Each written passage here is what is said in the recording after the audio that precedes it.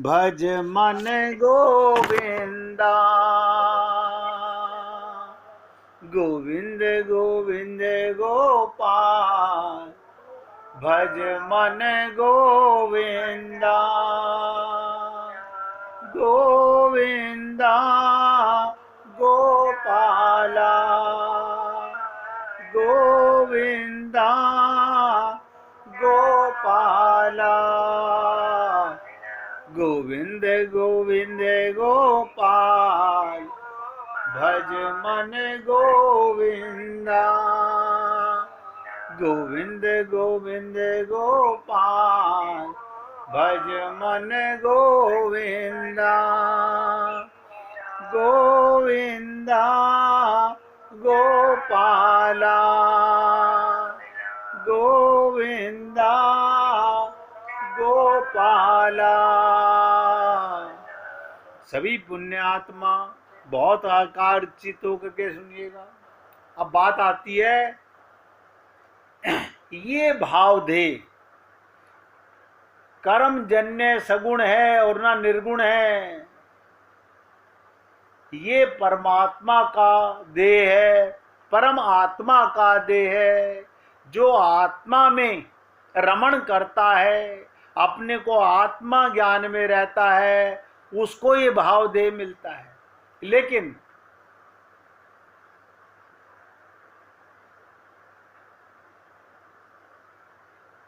कहते हैं ऐसा देह में रहने वाला जीव ही वृंदावन का रसिक माना जाता है। क्या मतलब हुआ? ये बड़ी विचित्र बात कह दी। वृंदावन तो लाखों करोड़ों लोग जाते हैं, वहां घर बना के रह रहे होते हैं, खूब भी आके बिहारी के दर्शन करके आते हैं। ना ना ना, वृंदावन का मतलब ध्यान से सुनो, वो कहा ये परमात्मा का देह, दिव्य देह, ये जो देह है भाव देह, ये वृंदावन के सिवा और कहीं नहीं देखा जाता। क्या मतलब होता है? जिसने अपने हृदय को राधा और कृष्ण के प्रेम से भर लिया हो, जिसका हृदय संसार की बातों से ना भरा हुआ हो, जिसका अंतःकरण अब दूषित ना रहा हो, जिसके हृदय में भगवान की लीलाओं के अलावा कोई और बात मन में आती ही ना हो, वो वृंदावन का वासी है।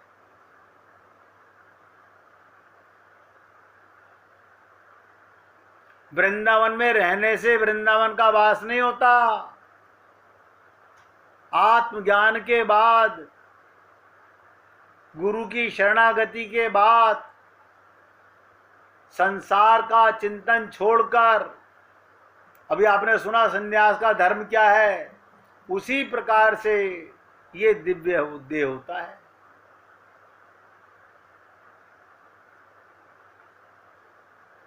लेकिन आप और हम लोग सब अधिकारी हैं भगवत प्रेम पाने के। सबको भगवान ने इस देह में हरि मिलत है ये कहा गया, लेकिन किसको मिला?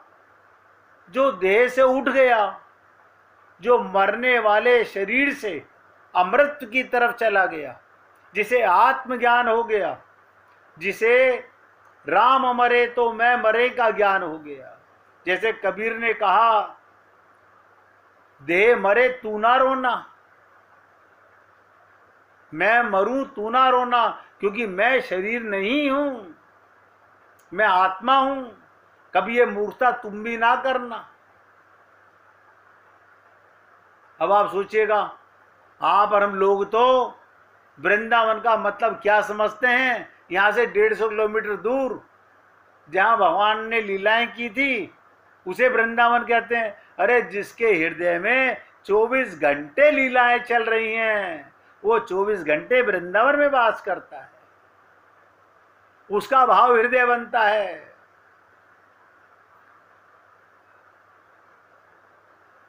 वो क्या करता है फिर? उसका मन क्या करता है? उसका भाव शरीर क्या करता है? सुन लीजिएगा। श्री कृष्ण के साथ, भगवान के साथ मिलकर रास करता है। रसास्वादन क्या मतलब, देखिएगा, वो रस भगवान को देता है या भगवान उसे देते हैं पता नहीं चलता। रास का मतलब वहां स्त्री पुरुष नहीं होते, वहां केवल आत्मा और परमात्मा होते हैं। खूब बुद्धि लगाओ, ये माइक बुद्धि पकड़ नहीं पाएगी। उनका ये मिलन इंद्रियों का मिलन नहीं होता,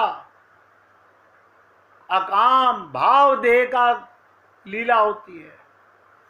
भगवान भी अपने भाव देह में आ जाते हैं, बहने के देह में, मिटने के देह में, रस हो जाने में। और आप और हम लोग अपने आप को सदा स्त्री पुरुष माने रहते हैं, तो क्या खाक भाव देह में आएंगे? तो भगवान शंकर ने इन वाक्यों से श्री कृष्ण और गोपियों के प्रेम की दिव्यता को स्पष्ट किया। दिव्यता को, ये दिव्य प्रेम है, अमृत प्रेम है, परम प्रेम है, और जिसके आप हम सब अधिकारी हैं। अभी इसी देह में हैं, अभी हमें भाव देह मिल सकता है, चिंता मिट सकती है, लेकिन मन को कौन समझाए, मन बुद्धि का शरणागति कौन करे। हम क्या कहते हैं, बस अब देखिएगा हम ये काम कर लें, इसके बाद हम ऐसा करेंगे। हम सब लोग भगवत प्राप्ति को कल पर डालते हैं। काल करे सो आज कर, और आज करे सो अब, कल में प्रलय हो जाएगी, फिर करेगा कब। तो भगवान शंकर पार्वती के माध्यम से हमको बता रहे हैं इन वाक्यों से कि आत्मा और परमात्मा का प्रेम, श्री कृष्ण और गोपियों के प्रेम की दिव्यता स्पष्ट कर रहे हैं। ये भाव शरीर का प्रेम है, ये मिटने वाले शरीर का प्रेम नहीं है। और देखिए कमाल की चीज, इस शरीर में भी जब भी कोई व्यक्ति प्रेमालंग होता, प्रेमानंद में होता है, तो आत्मा को भूल जाता है। बिना आत्मा के ये सांसारिक प्रेम भी नहीं हो सकता। लेकिन नहीं जानता कि रस आ कहां से रहा है, कौन दिव्य चीज है जो परमात्मा की कृपा से। तो गोपियों का भगवान श्री कृष्ण के साथ रमण, इसे रमण कहते हैं। प्राकृतिक शरीर का नहीं था, ये स्थूल देह का रमण नहीं था, ये भाव देह का, इनमें इंद्रियों का विषय तनिक भी नहीं था। ये तो रस में अपनी बूंद को समुद्र में मिला देना था, लहर का मिट जाना, सागर बन जाना था। अतः इस दिव्य प्रेम लीला में दोष करना महापाप है। आज न जाने भगवान ने क्यों ये शंकर जी के माध्यम से ये सब चर्चा करवा दी, लेकिन आप और हम लोग तो अभी बुद्धि से, मैं अपने लिए कह रहा हूं, हम बुद्धि से पैदल हैं, अपने को थोड़ी थोड़ी देर में शरीर मानने लगते हैं। कल से प्रयत्न करेंगे। परम ज्ञानी, बुद्धिमान, विवेकी उद्धव को भगवान श्री कृष्ण ने गुरुओं के पास क्या देने भेजा? अपना ज्ञान छोड़ा, अपनी बुद्धि सरेंडर करा।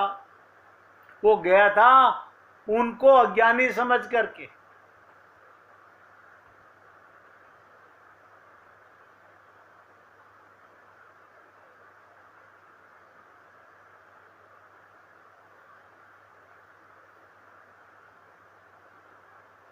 बहुत मुश्किल है समझ पाना।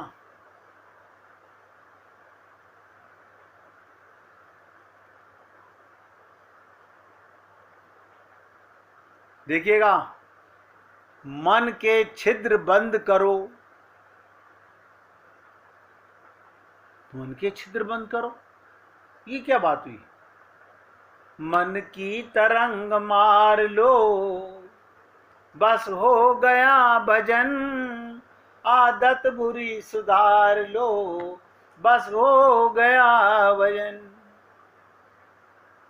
मन के छिद्र बंद करो, वरना मंदिर में जाकर सत्संग में बैठकर गीता भागवत रामायण खोल करके भी मन के तरंगे न जाने कहां कहां घूमती रहती हैं। मन के घोड़े न जाने कहां कहां उछलते रहते हैं।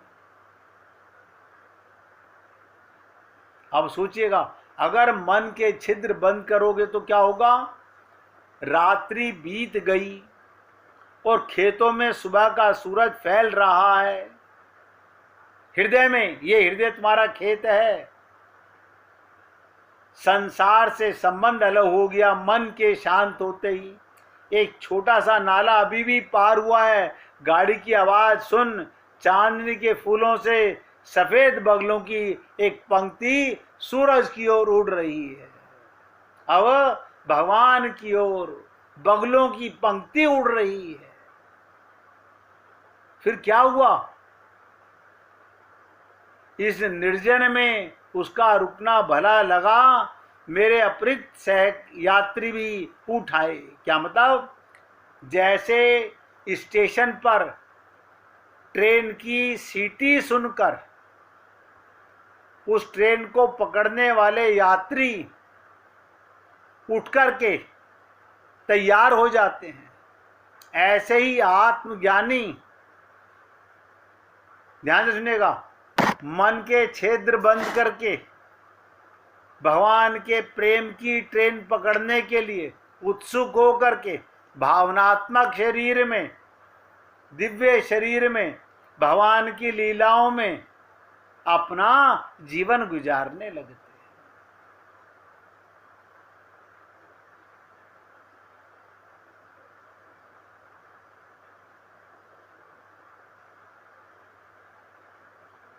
ये सब बातें आप और हम लोग इतनी आसानी से नहीं समझ सकते।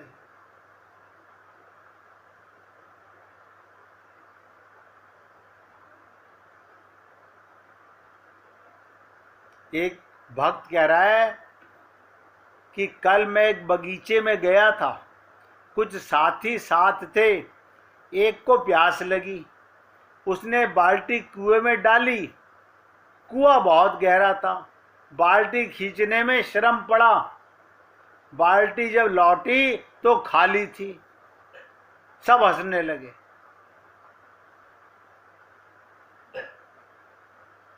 अब ध्यान से सुनिएगा, कुआं बहुत गहरा था, नीचे तक फेंकी, खींचने में ताकत भी लगी, जब बाहर निकली तो बाल्टी खाली थी। इसका क्या मतलब हुआ? ये मनुष्य का मन है, ये बाल्टी मनुष्य का मन, उसमें छेद ही छेद हैं। हमारे मन में आपको पता नहीं है कितने छेद हैं। बाल्टी केवल नाम मात्र की है, बस छेद ही छेद थे। पानी तो भरा था, क्योंकि जब बाल्टी जाके गिरी कुएं में तो छप की आवाज आई पानी में लगने की। पानी तो भरा बाल्टी में, लेकिन पानी निकला नहीं। हम सत्संग में तो आए, हमने अपना मन बुद्धि एकाग्र भी किया, लेकिन मन में इतनी छेद थे कि सत्संग से जब उठे तो उन छेदों से सारा भगवान का प्रेम, भगवान शंकर ने कौन से देह की बात की थी, आज सन्यासी की क्या बात सुनी थी, सब 0 में 100 हो गया। आप लोग समझ रहे होंगे, ये बाल्टी मनुष्य का मन है, उसमें छेद ही छेद हैं। बाल्टी नाम मात्र की थी, बस छेद ही छेद थे, पानी भरा था पर सब बह गया। ऐसे ही मन भी छेद ही छेद है। इस छेद वाले मन को कितना ही प्रभु की ओर फेंको।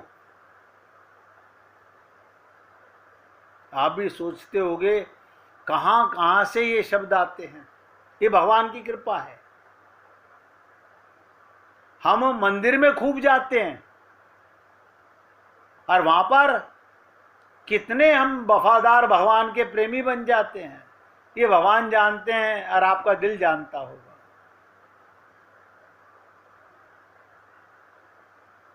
वहां जाकर सत्संग में आते हैं, संतों के पास जाते हैं, सत्संग सुनते हैं, प्रेम खूब मिलता है। लेकिन जब घर पहुंचते हैं, जैसे ही देह में आते हैं, नतीजा ठन ठन गोपाल, कुछ याद नहीं रहता। पानी भरा था अंदर, सब बह गया। ऐसे ही मन के भी छेद हैं। इस छेद वाले मन को कितना ही प्रभु की ओर फेंको, ये खाली ही वापस लौट आता है। इसका मतलब मैंने आपको पहले कहा, सबसे पहले कहा, मन के छिद्र बंद करो। जब जाओ तो मन के दृष्टा वरो गुरु के पास सत्संग में। अगर ये मन जरा सा भी इधर उधर गया, खींच के चाटा मारना है, लोग क्या कहेंगे? अपनी बेइज्जती कर लें हम। अरे बाबा, तुम्हारी बेइज्जती नहीं, मन की बेइज्जती होती है। और मन अपनी बेइज्जती मानेगा नहीं, वो तुरंत बहना बंद कर देगा, छेद बंद हो जाएगा। लेकिन हमने मन के दृष्टा कभी नहीं बने हम लोग। मन की तरंगें क्या क्या बह रही हैं, क्या क्या पींगे भर रही हैं, कहां कहां जा रही हैं। इसलिए इस छेद वाले मन को कितना ही भगवान की ओर फेंको, संतों के पास ले जाओ, वो खाली ही वापस लौट आता है। तो उसने कहा, मित्र पहले बाल्टी ठीक कर ले, फिर पानी खींच लेना, एकदम आसान हो जाएगा। इसी को संत महात्मा अपने ढंग से कहते हैं, मन की तरंग मार लो, बस हो गया भजन, आदत बुरी सुधार लो, बस हो गया भजन।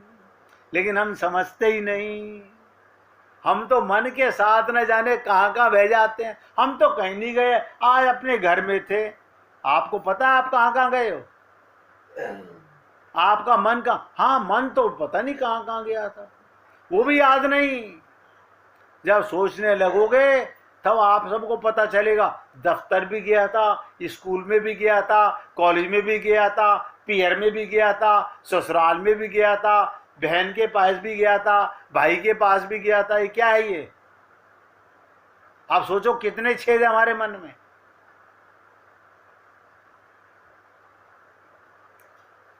हमने अपने मन को छेद वाली बाल्टी बना रखा है। तो पहले बाल्टी को छेद बंद करके तब पानी भरने जाइएगा। मन की तरंग मार के संतों के पास जाना चाहिए, एकदम आसान। छेद वाली बाल्टी से तपश्चर्या खूब होगी पर तृप्ति नहीं होगी। मंदिर में तो रोज जाते हैं, हमारे घर के नीचे मंदिर है, सबके घर के, अरे घर में ही मंदिर है। आपका घर तो हृदय है, ये मन मंदिर नहीं है।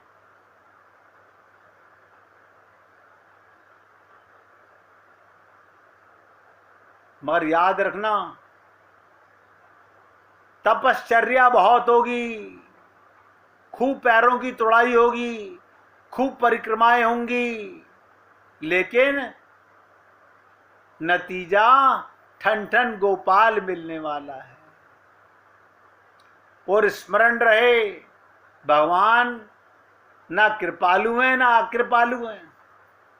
बस आपकी बाल्टी भर ठीक होनी चाहिए। बाल्टी में छेद हैं तो पानी बेचारा क्या करे, प्रभु क्या करे? प्रभु तो देह दे चुके।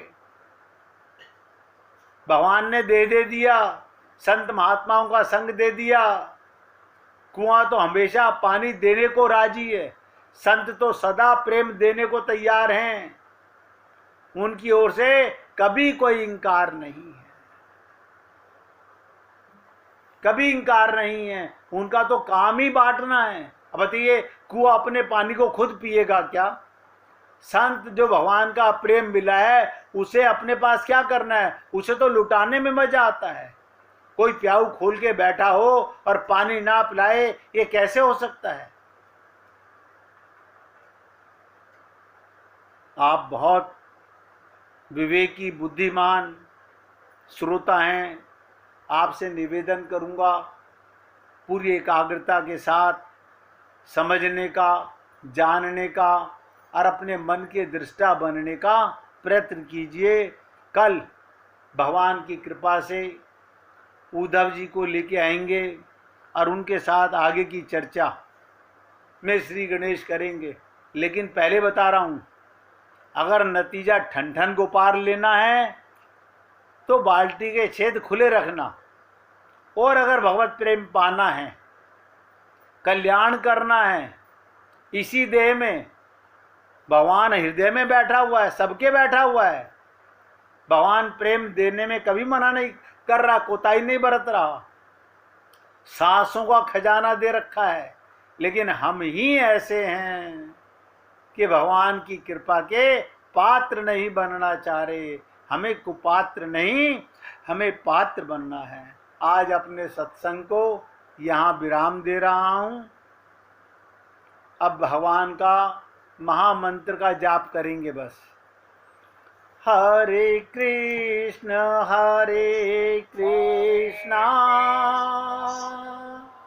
कृष्णा कृष्णा हरे हरे, हरे राम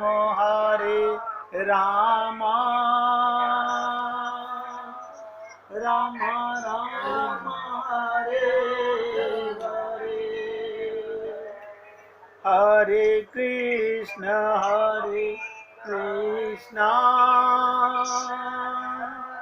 कृष्णा कृष्णा हरे हरे,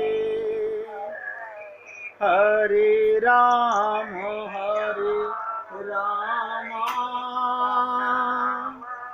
राम राम हरे हरे, हरे कृष्ण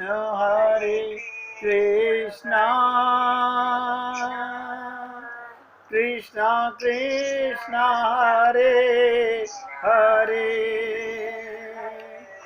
हरे राम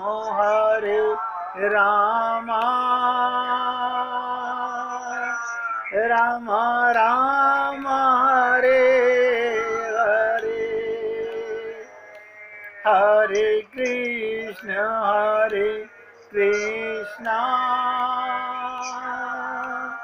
कृष्णा कृष्णा हरे हरे, हरे राम